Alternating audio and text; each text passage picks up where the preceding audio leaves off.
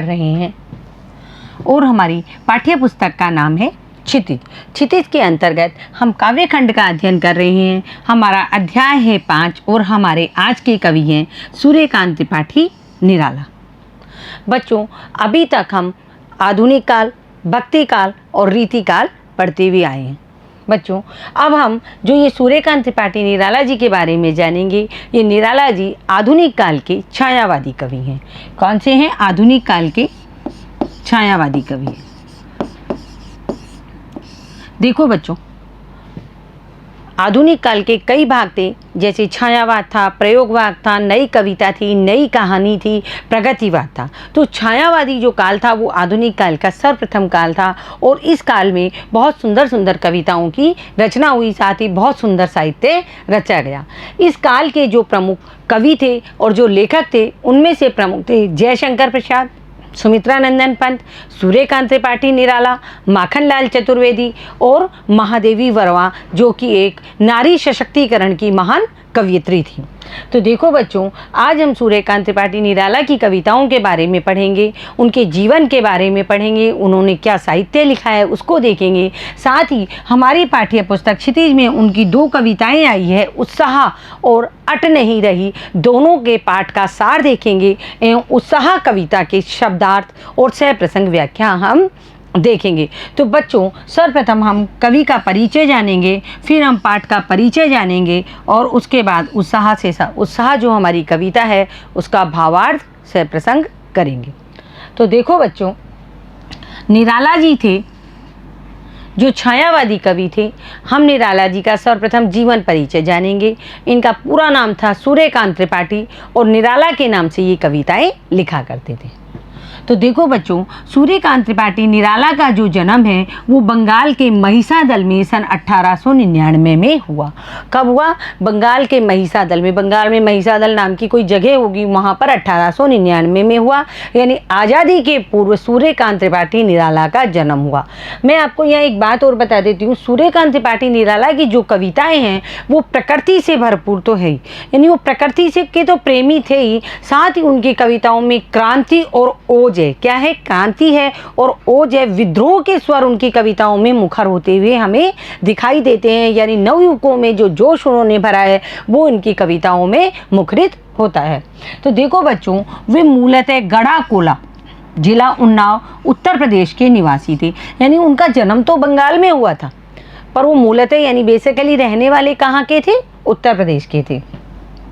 निराला की औपचारिक शिक्षा 9वीं तक महिसादल में ही हुई। अब बच्चों, औपचारिक शिक्षा क्या होती है?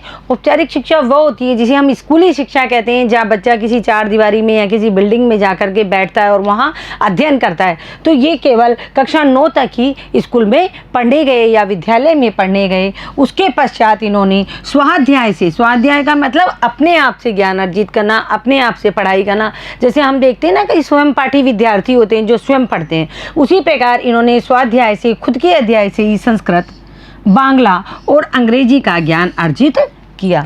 देखो बच्चों, अधिकतर छायावादी जो कवि थे जैसे जयशंकर प्रसाद थे, वो भी केवल 8वीं तक औपचारिक शिक्षा उन्होंने पाई, यानी 8वीं तक ही वो स्कूल गए और उसके बाद उन्होंने स्वाध्याय से ही उन्होंने अपना ज्ञान अर्जित किया। उसी प्रकार सूर्यकांत त्रिपाठी निराला ने भी संस्कृत, बांग्ला और अंग्रेजी का स्वाध्याय किया।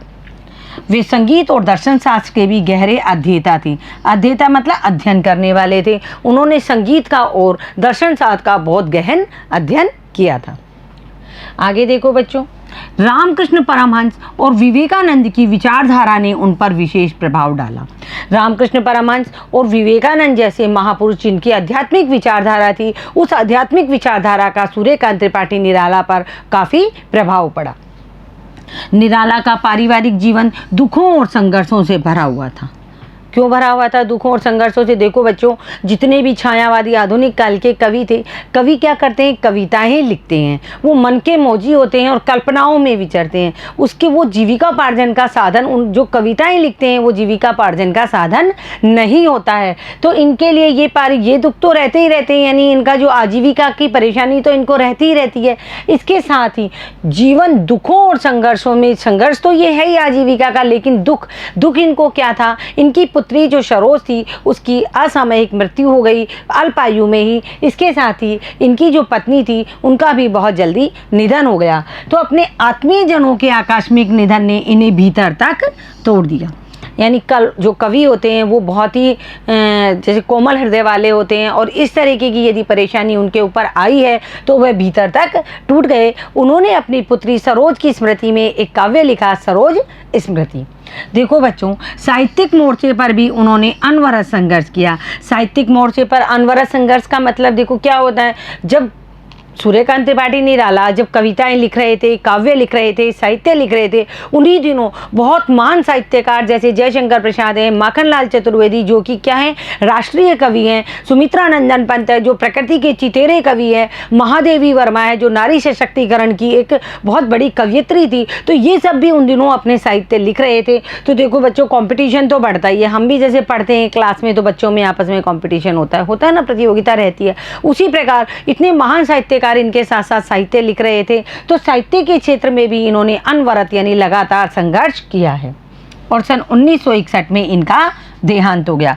मैं आपको एक बार बताऊं, ये आज़ादी से पूर्व में जन्मे और आज़ादी के बाद इनका देहांत हुआ। तो ये इस बीच का जो पीरियड था, जो समय था, उसमें इन्होंने प्रकृति से संबंधित जो कविताएं वो तो लिखी। इसके अलावा इन्होंने देश प्रेम से संबंधित यानी नव युवकों में ओज और जोश भरने संबंधित कविताएं भी इन्होंने लिखी। हम इनका कृतित्व परिचय देखते हैं। देखो, उनकी प्रमुख काव्य रचनाएं हैं अनामिका, परिमल, गीतिका, कुकुरमुत्ता और नए पत्ते। देखो बच्चों, इसमें से जो ये अनामिका, परिमल, गीतिका, ये तीनों जो कविताएं हैं ये क्या है, प्रकृति से भरपूर है, यानी इनमें प्रकृति का चित्रण किया गया है। देखो बच्चों, हम जो अपना जीवन जीते हैं, चाहे हम कितनी भौतिक सुख सुविधाओं में अपना जीवन जिए, हमारे पास सारी भौतिक सुख सुविधा हो, लेकिन जब तक हम प्रकृति के नज़दीक नहीं रहेंगे हम जीवन का आनंद नहीं उठा पाएंगे। इसलिए ये जो कवि थे, इन्होंने जितने भी छायावादी कवि हुए या इससे पूर्व में जो भी कवि हुए, उन सब ने प्रकृति से संबंधित कविताएं लिखी है। यानी मानव के जो क्रियाकलाप है, मनुष्य जो क्रियाकलाप करता है, वो प्रकृति के क्रिया व्यापार से उन्होंने उनको जोड़ा है। उसी प्रकार छायावादी काव्य के जितने भी कवि थे, उन्होंने प्रकृति के क्रिया व्यापार और मानव के क्रिया व्यापारों के जो अंतः संबंध है उनको आपस में जोड़ करके कविताएं लिखी है। आप देखो, अभी हम यहाँ जो सूर्यकांत त्रिपाठी निराला जी की कविता पढ़ेंगे, उसके ऊपर भी, उसमें भी मानवीकरण अलंकार आया है। मतलब लगभग कविता, पूरी जो कविता है वो क्या है, मानव के क्रिया व्यापार से जुड़ी हुई है।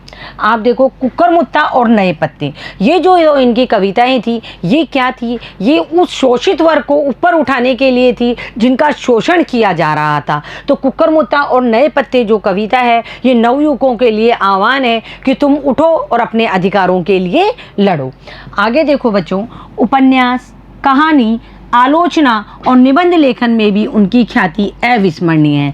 यानी उन्होंने केवल गीति काव्य ही नहीं लिखा, कविताएं ही नहीं लिखी, बल्कि उपन्यास, कहानी, आलोचना और निबंध लेखन में भी उनकी ख्याति अविस्मरणीय है, यानी याद रखने योग्य है, यानी भुलाने के काबिल नहीं है।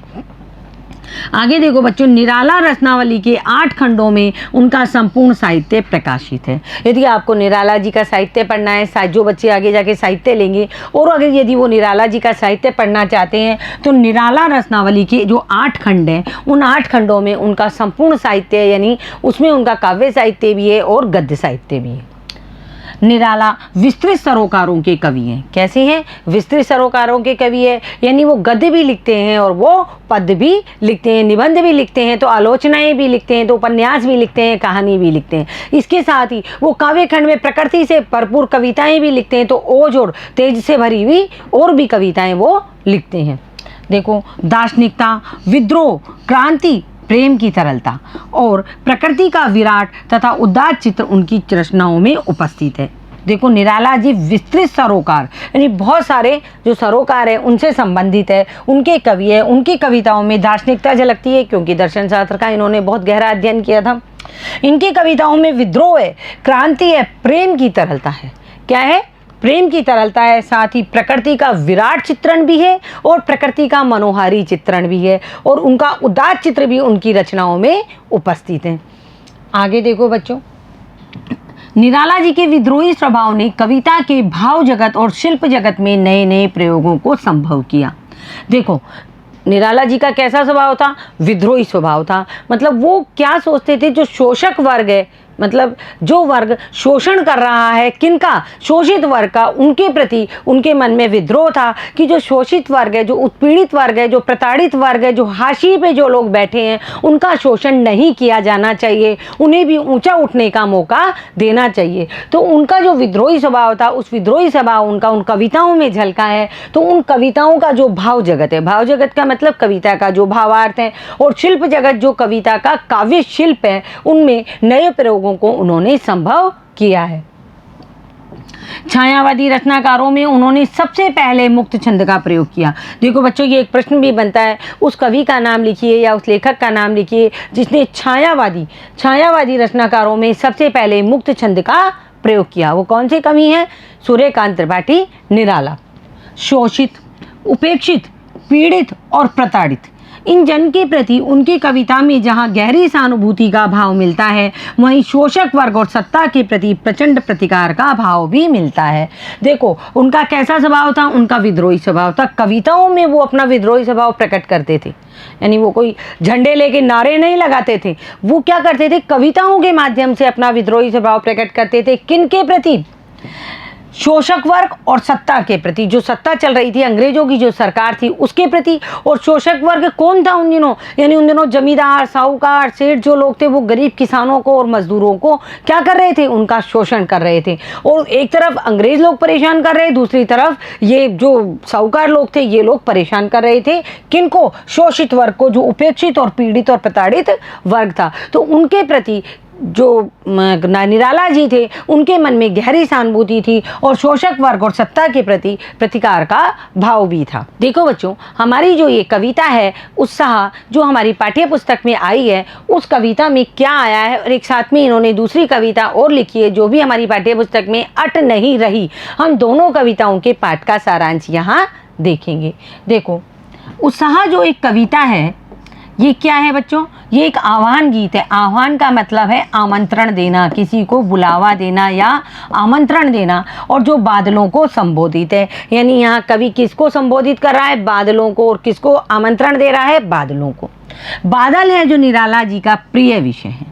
बादल, प्रकृति में जो बादल हैं, वो निराला जी के प्रिय विषय है। इससे पहले हमने कक्षा 9 में सर्वेश्वर दयाल सक्सेना जी की एक कविता पढ़ी थी, मेघ आए। उसमें बादलों, उन्होंने भी बादलों को क्या किया था? संबोधित किया था एक मेहमान के रूप में। किसके रूप में? मेहमान के रूप में। और यहाँ सूर्यकांत त्रिपाठी निराला ने बादलों को क्या बताया है कि ओज से भरपूर, उत्साह से भरपूर जो बादल होते हैं, उनके बारे में यहाँ बतलाया गया है। कविता में देखो, बादल एक तरफ पीड़ित प्यासी जन की आकांक्षा को पूरा करने वाला है। देखो बच्चों, ये तो सार्वभौम सत्य है। यदि बारिश नहीं होगी तो क्या नहीं होगा? हमारा जीवन खत्म हो जाएगा। यानी इस पृथ्वी पर, इस धरा पर जितने भी जीव जंतु हैं, वो सब खत्म हो जाएंगे, यानी वो सब समाप्त हो जाएंगे। साथ ही जितना भी वनस्पति जगत है, वो भी समाप्त हो जाएगा। तो बादल क्या है? पीड़ित प्यासे जन की आकांक्षा को पूरा करने वाला है। बादल आते हैं, जल बरसाते हैं, और उसी जल से अन्न उपजता है, और उसी जल को पी कर के हम अपना जीवन जीते हैं। यानी जल ही जीवन है। और जल देने वाला कौन है? बादल है। तो बादल क्या है? बादल पीड़ित प्यासे जन की आकांक्षा को पूरा करने वाला है। तो दूसरी तरफ वही बादल नई कल्पना और नए अंकुर के लिए विध्वंस, विप्लव और क्रांति चेतना को संभव करने वाला भी है। एक तरफ तो बादल क्या करता है? पीड़ित प्यासे जन की आकांक्षा को पूरा करता है। दूसरी तरफ बादल नई कल्पना लाता है और नए अंकुर। नई कल्पना, बादल आते हैं, किसानों के मन में भी, बाकी जितना भी प्राणी जगत है वो भी, और अगर प्रकृति को कवियों के माध्यम से देखा जाए तो वनस्पति जगत भी बहुत प्रसन्न हो जाता है जब बादल घेर घुमेर करके, यानी उमड़ घुमड़ करके आते हैं, नए अंकुर फूटते हैं, नई नई कल्पनाएं मन में जन्म लेती है। इसके साथ ही विध्वंस, यानी अगर अधिक मूसलाधार बारिश होती है तो क्या हो सकता है? विध्वंस हो सकता है, विप्लव हो सकता है, चारों तरफ जल की प्रलय आ सकती है, और क्रांति की चेतना को जगाने वाला है। यानी बादल है जो गरज गरज कर जब बरसते हैं तो वो इस तरह मानो, मतलब अपने आप को इस तरह बतलाते हैं कि नवयुवकों तुम उठो और उठ करके अपने अधिकारों के लिए लड़ो। तो देखो, कवि जीवन को व्यापक और समग्र दृष्टि से देखना चाहता है। कवि के अनुसार जीवन संकुचित नहीं है, यानी जीवन बहुत थोड़ा नहीं है, जीवन काफ़ी विस्तृत जीवन है। समग्रता से और व्यापकता से हमें इसको जीना चाहिए। सवेरे उठे, नहाए धोए, खाए पिए, काम किया और सो गए, ये जीवन नहीं है। जीवन है, जीवन में कुछ करना है, कुछ समग्रता दिखानी है, कुछ व्यापकता बनानी है। आगे देखो बच्चों, कविता में ललित कल्पना और क्रांति चेतना दोनों हैं। जो उत्साह कविता है उसमें ललित कल्पना और क्रांति की चेतना दोनों हैं। यानी ललित का यहाँ अर्थ है सुंदर और कोमल। आगे देखो बच्चों, सामाजिक क्रांति या बदलाव में साहित्य की भूमिका महत्वपूर्ण होती है। ये बात मैं आपको बता देती हूँ, जब हमारा देश गुलाम था अंग्रेज़ों का, उस वक्त भी कई भाषाओं के कवियों ने, केवल हिंदी भाषी नहीं थे, राजस्थानी भाषा के कवि भी थे और अन्य भाषा भाषी कवि भी थे। उन्होंने बहुत सारी क्रांति की कविताएं लिखी, जिनको पढ़ कर के लोगों में ओज और उत्साह आया और वो उनके अंदर क्रांति की चेतना जगी। आपको बताऊं, कक्षा 9 में एक कविता आई है माखनलाल चतुर्वेदी की, कैदी और कोकिला। माखनलाल चतुर्वेदी एक राष्ट्र कवि थे, तो जो कैदी और कोकिला जो कविता है उसमें भी राष्ट्र की चेतना को जगाने का, एक कोकिला एक कोयल के माध्यम से राष्ट्र की चेतना जगाने का प्रयास किया गया है एक कवि के द्वारा। उसी प्रकार जो ये साहित्य होते हैं, जो कविताएं होती हैं, वो क्या करती है, सामाजिक क्रांति लाती है और बदलाव लाती है, यानी संसार में परिवर्तन लाती है। और परिवर्तन है जो संसार का नियम है। सदैव स्थितियां एक जैसी नहीं रहती है, सदैव परिवर्तन, हर पल परिवर्तन होते रहते हैं। तो देखो, निराला है जो इसे नवजीवन और नूतन कविता के संदर्भों में देखते हैं। जो सामाजिक क्रांति और जो बदलाव है उसको निराला जी नवजीवन यानी नया जीवन और नई कविता के संदर्भ में देखते हैं। अब हमारी ये कविता तो थी उत्साह। बच्चों, इसमें एक कविता और आई है, अट नहीं रही है, तो हम उस कविता के बारे में भी जान लेते हैं। अट नहीं रही है कविता फागुन की मादकता को प्रकट करती है। फागुन की मादकता जो फागुन महीना है उसकी जो मनमोहक प्रकृति है, जो बसंत ऋतु है, उसको वो दर्शा रही है। कवि फागुन की सर्वव्यापक सुंदरता को अनेक संदर्भों में देखता है। यानी फागुन के महीने में होली आती है, यानी ना सर्दी होती है ना गर्मी होती है। प्रकृति में बसंत ऋतु होती है, प्रकृति में चारों तरफ पुष्प खिले हुए होते हैं। तो कवि फागुन की सर्वव्यापक सुंदरता को अनेक संदर्भों में देखते हुए कविता अट नहीं रही में बता रहे हैं कि जब मन प्रसन्न होता है तो हर तरफ फागुन का सौंदर्य और उल्लास दिखाई पड़ता है। 12 महीने फागुन का महीना नहीं रहता है, यानी 12 महीने बसंत ऋतु नहीं रहती है। बसंत ऋतु केवल फागुन के महीने में आती है। तो उस वक्त तो प्रकृति मनमोहक लगती है, लेकिन जब हमारा मन प्रसन्न होता है, जब हम खुश होते हैं, तो कैसा लगता है बच्चों, जैसे चारों ओर बसंत ऋतु फैली हुई है। आगे देखो, सुंदर शब्दों के चयन, जो कविता अट नहीं रही है उसमें सुंदर शब्दों के चयन एवं लय ने कविता को भी फागुन की तरह सुंदर और ललित बना दिया है। यानी जो कविता है अट नहीं रही है, यानी उसमें इतने सुंदर शब्द आए हैं और जो गति की लय है, यानी गाने की जो लय है, वो इतनी सुंदर है कि फागुन के महीने की तरह ही कविता सुंदर एवं ललित बन गई है। अब देखो बच्चों, हम जो ये उत्साह कविता है इसको शब्दार्थ के साथ, प्रसंग के साथ और भावार्थ के साथ देखेंगे। बच्चों, परीक्षा में आपको प्रसंग लिखना अनिवार्य होता है। जब तक आप प्रसंग नहीं लिखेंगे, आपके जो परीक्षक है, जो आपकी कॉपी जांच रहे हैं, वो ये नहीं जान पाएंगे कि ये कविता आपने कहाँ से आई है, या बच्चे को इस चीज़ का ज्ञान है या नहीं कि वह पंक्तियाँ कहाँ से उसने प्राप्त की है। तो आपको प्रसंग लिखना अति अनिवार्य है। शब्दार्थ आपको नहीं लिखने हैं, शब्दार्थ केवल हमको दिमाग में रखने हैं ताकि हम उसका भावार्थ बना सकें। और इसके साथ ही भावार्थ में से ही हमको काव्य जगत या शिल्प जगत निकालना होता है। तो देखो बच्चों, हम ये उत्साह कविता है, इसको अब शब्दार्थ के साथ में पढ़ेंगे। बादल गरजो घेर घेर घोर गगन धाराधर ओ, ललित ललित काले घुंघराले। देखो बच्चों, बादलों से कवि कह रहा है बादल गरजो घेर घेर घोर गगन धाराधर। धाराधर का अर्थ होता है यहाँ बादल। क्या होता है? बादल। मेघ भी बादल होते हैं, घन भी बादल होते हैं ना, लेकिन कवि ने यहाँ बादलों को एक नया नाम दिया है, धाराधर। पहले हम शब्दार्थ देखें। देखो बच्चों, घोर का अर्थ होता है भयंकर, गगन आकाश, धाराधर क्या होते हैं? बादल, और ललित का अर्थ होता है सुंदर। तो हम इसका प्रसंग देखते हैं, जो ये पंक्तियां हैं उनका, कि प्रस्तुत पद्यांश महाकवि सूर्यकांत त्रिपाठी निराला द्वारा रचित कविता उत्साह से लिया गया है। ये लाइन आपको अवश्य लिखनी है कि ये जो कविता की पंक्तियां हैं ये किसके द्वारा रचित है और कहाँ से ली गई है। यह एक आह्वान गीत है, यानी आमंत्रण गीत है। मेघों को आमंत्रित किया गया है, बादलों को बरसने के लिए कहा गया है, क्योंकि बादल क्या करते हैं, नई चेतना और नए अंकुर को जन्म देते हैं, इसलिए बादलों को बरसने के लिए कहा गया है। साथ ही अपन इसकी व्याख्या देखेंगे। पहले हम एक बार फिर पंक्तियां पढ़ लेते हैं।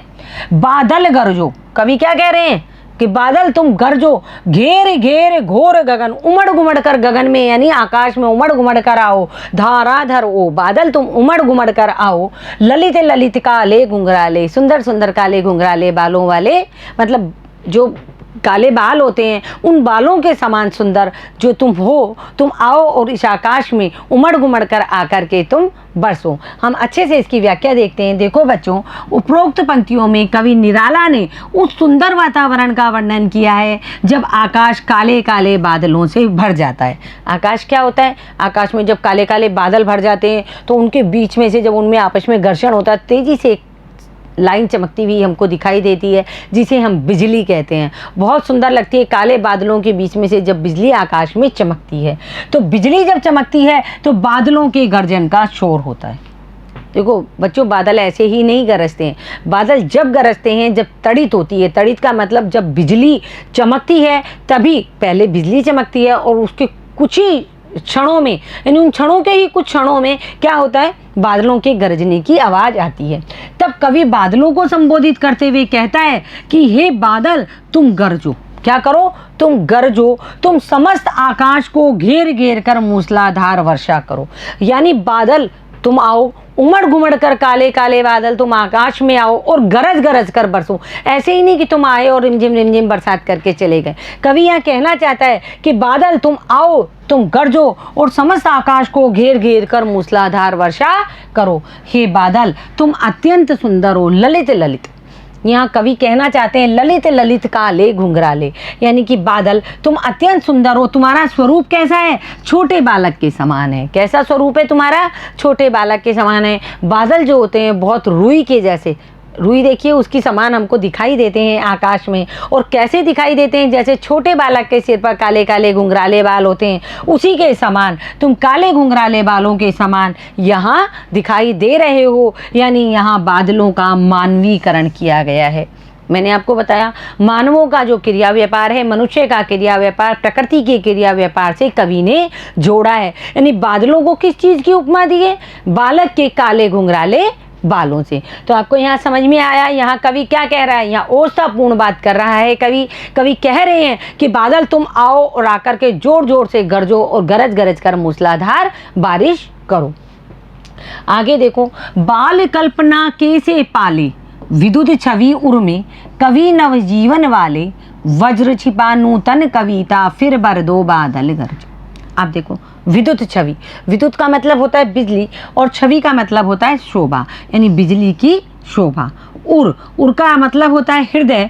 वज्र का मतलब होता है कठोर और भीषण।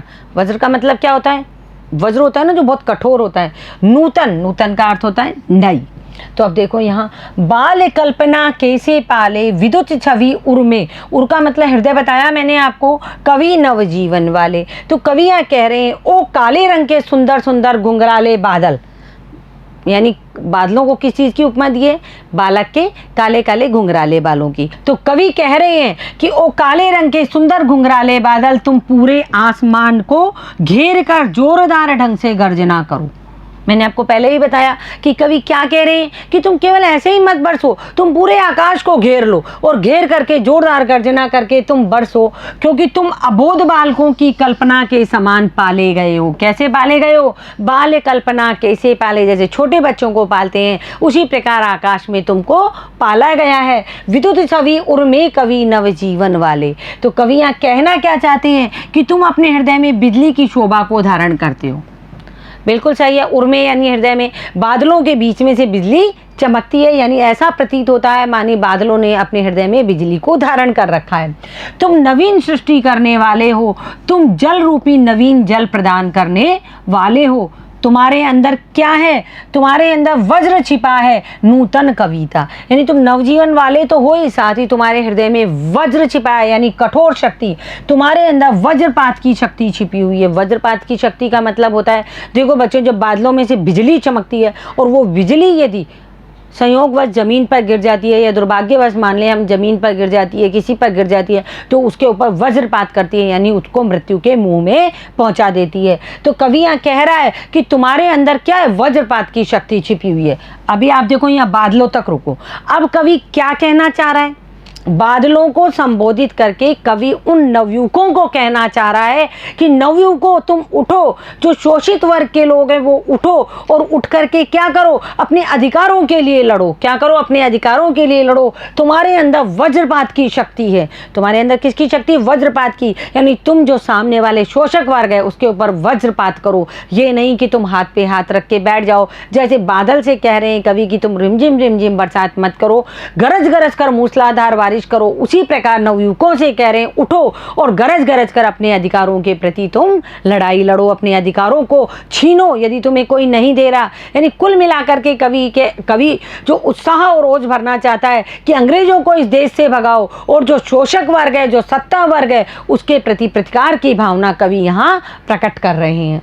अब देखो, अब कवि बादलों से क्या कह रहे हैं? चाहे बादलों से कह रहे हो, चाहे नवयुवकों से कह रहे हैं कि परिवर्तन करवाना ही तुम्हारा नियम है। परिवर्तन कौन करेगा? नवयुवक करेंगे। कौन करेंगे? नवयुवक। नई पीढ़ी आएगी, नए नए आविष्कार होंगे, नया नया सब कुछ देखने को मिलेगा, नए नए दिमाग आते हैं। आजकल बच्चे कंप्यूटराइज बच्चे हो रहे हैं, दिमाग उनका इतनी तेज चलता है, बहुत तेज़ी से। तो परिवर्तन है जो संसार का नियम है।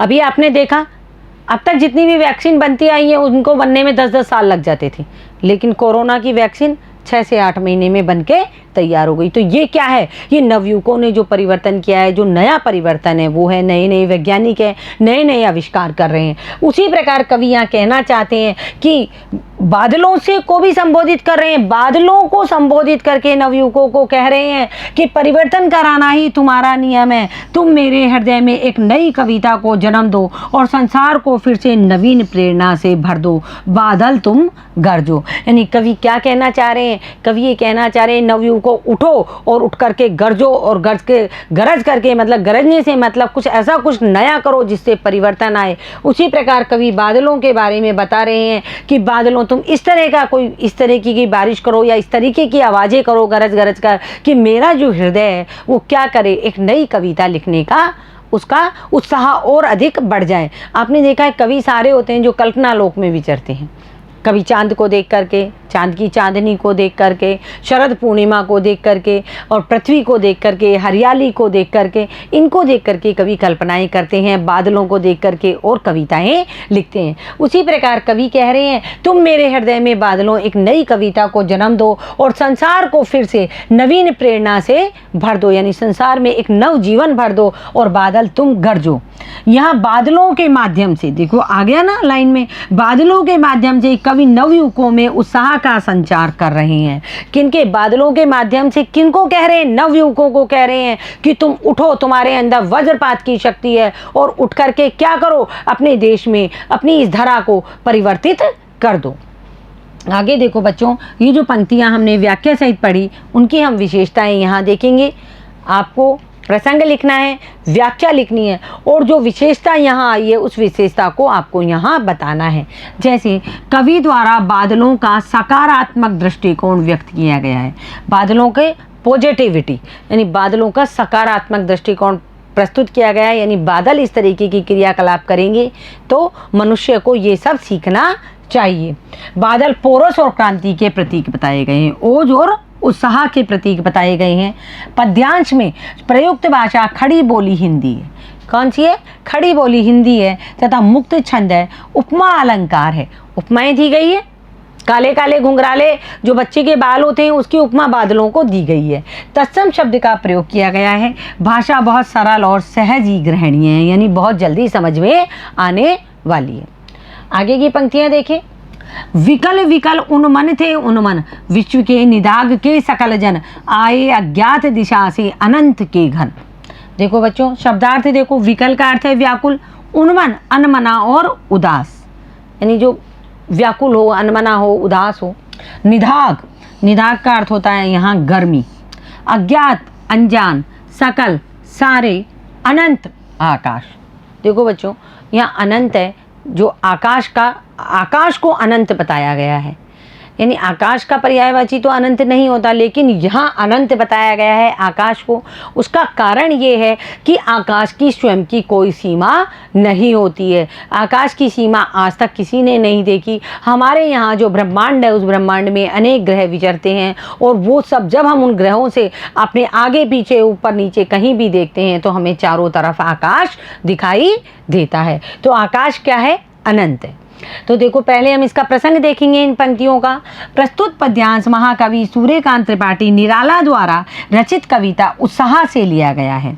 इसमें कवि ने गर्मी से बेहाल लोगों के बारे में वर्णन किया है।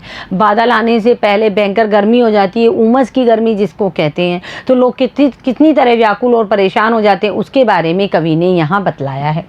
विकल विकल उन्मन थे उन्मन, यानी कवि ये कहना चाहता है विश्व के निधाग के सकल जन, कि कवि बादलों को संबोधित करते हुए कह रहे हैं, हे बादल, गर्मी की तपन के कारण सारी धरती के लोग व्याकुल और बेचैन हो रहे हैं। क्या हो रहे हैं? गर्मी की तपन के कारण सारे लोग व्याकुल और बेचैन हो रहे हैं। मेघ आई जो कविता मैंने बताई आपको सर्वेश्वर दयाल सक्सेना में, उसमें भी यही था कि भाई गर्मी बहुत तेज हो रही है, तुम मेघ हो, तुम मेहमान के रूप में हो, और तुम आओ और आकर के बरसो। उसी प्रकार कवि यहाँ बादलों से कह रहा है कि गर्मी की तपन के कारण सारी धरती के लोग व्याकुल और परेशान हो रहे हैं। इस कारण उनका मन कहीं और नहीं लग पा रहा है। जब शरीर में चैन नहीं होता है तो फिर किसी काम में भी मन नहीं लगता। इस समय तुम क्या करो, इस अनंत आकाश में न मालूम तुम किस ओर से आकर के छा गए हो, यानी तुम्हें हमारी परेशानी का पता नहीं कैसे पता चल जाता है, और तुम कैसे आकर के इस अनंत यानी सीमाहीन आकाश में, जिसकी कोई सीमा नहीं है, उस आकाश में आकर के तुम छा गए हो। तप्त धरा जल से फिर शीतल कर दो बादल गरजो। तप्त का मतलब गरम, धरा का मतलब पृथ्वी। कवि क्या कह रहे हैं बादलों से कि तुम बरसों और बरस करके इस गर्मी के ताप से तपी हुई इस धरती को शीतलता प्रदान करो। यानी यहाँ कवि नवयुवकों से ये कह रहे हैं कि तुम उठो और उठ कर के अपने अधिकारों के लिए लड़ो, अपने अधिकारों के लिए लड़ो और अपने अधिकारों को प्राप्त करो, ताकि सब लोग क्या हो, जो शोषक वर्ग है, जो सत्ता वर्ग है, उसको ये बात समझ में आ जाए कि मनुष्य जाति है, इंसान है, जो सब बराबर है। उसी प्रकार यहाँ बादलों को संबोधित करके कवि कह रहे हैं कि तुम उठो, उठ करके तुम क्या करो, बादल तुम गरजो और गरज के तुम बरसो, और बरसने से क्या होगा, इस धरती की जो तपन है वो तुम्हारी शीतलता से समाप्त हो जाएगी। तो बादल गरज कर बरसो, यानी नवयुग को तुम क्रांति के साथ उठो और नई चेतना का आगाज करो। धरती पर वर्षा हो जाने के बाद देखो लोग भीषण गर्मी से राहत पाते हैं ना, बारिश हो जाती है, धरती ठंडी हो जाती है, शीतलता होती है, ठंडी ठंडी बयार चलती है। उसी प्रकार जब शोषक वर्ग है वो जब एक लेवल में आ जाएगा, एक सतह पे आ जाएगा, जब शोषित वर्ग और शोषक वर्ग दोनों बराबर हो जाएंगे, तो हमारे लिए क्या होगा, चारों तरफ शीतलता आ जाएगी और नवजीवन शुरू हो जाएगा, और उनका मन फिर से नए उत्साह और उमंग से संचारित होने लगता है। कब जब बादल धरती पर बरस जाते हैं, धरती शीतल हो जाती है और लोगों के मन में नई उमंग और नई उत्साह जगने लगती है, अर्थात कार्य की नई आशाएं जन्म लेती है। जब हम गर्मी से क्या करते हैं, पूरी तरह से मतलब जब हम बारिश से तृप्त हो जाते हैं, चारों तरफ शीतलता हो जाती है, तो हमारी नई आशाएं जन्म लेने लगती है। उसी प्रकार जब नवयुवक उठेंगे, क्रांति की जब चेतना आएगी, जब देश आज़ाद होगा, तो क्या होगा, हमारे अंदर भी नई आशाएं आएंगी, नई जो चेतनाएं हैं वो जन्म लेगी। तो देखो बच्चों, इस जो ये पंक्तियाँ आई उनकी विशेषता देखो। बादल जन आकांक्षाओं की पूर्ति का साधन है, जो उमड़ उमड़ कर अपनी करुणा रूपी जल वर्षा से धरती को हरा भरा करते हैं। बिल्कुल, ये तो एक सार्वभौम सत्य है कि बादल क्या है, जन की आकांक्षाओं को पूरा करने वाला है। यदि बादल नहीं हो तो कुछ भी नहीं हो। खड़ी बोली हिंदी है, मुक्त छंद है और ओज गुण का प्रयोग हुआ है। ओज गुण देखो, गुण तीन तरीके के होते हैं, ओज गुण, माधुर्य गुण और प्रसाद गुण। माधुर्य गुण होता है, इसमें श्रृंगार रस पाया जाता है। प्रसाद गुण होता है जिसमें ना तो ज़्यादा ओजता होती है और ना ही ज़्यादा माधुर्यता होती है। लेकिन जो ओज गुण होता है ये क्रांति का प्रतीक है, यानी उत्साह और जोश और उमंग का प्रतीक है, तो इसमें ओज गुण का प्रयोग हुआ है। बच्चों देखो, भाषा का सरल सहज रूप प्रस्तुत है। भाषा का कैसा रूप प्रस्तुत है? भाषा का सरल रूप प्रस्तुत है और भाषा का सहज रूप प्रस्तुत है। छायावादी जितने भी कवि हुए हैं उन्होंने खड़ी बोली में कविताएं लिखी है। उनकी जो भाषा है वो बहुत सहज है और सरल है, साथ ही ग्रहणीय है, यानी ग्रहण करने योग्य है और बच्चों के समझ आने योग्य है। तो बच्चों, जो हमने सूर्यकांत त्रिपाठी निराला हमारे छायावादी कवि है, इनकी जो आज कविता हमने उत्साह देखी, साथ ही हमने इनका जीवन परिचय, कृतित्व परिचय देखा, उसको आप पढ़िए और पढ़कर उसको पढ़िए भी, सुनिए भी और लिखने का अभ्यास भी कीजिए। धन्यवाद बच्चों।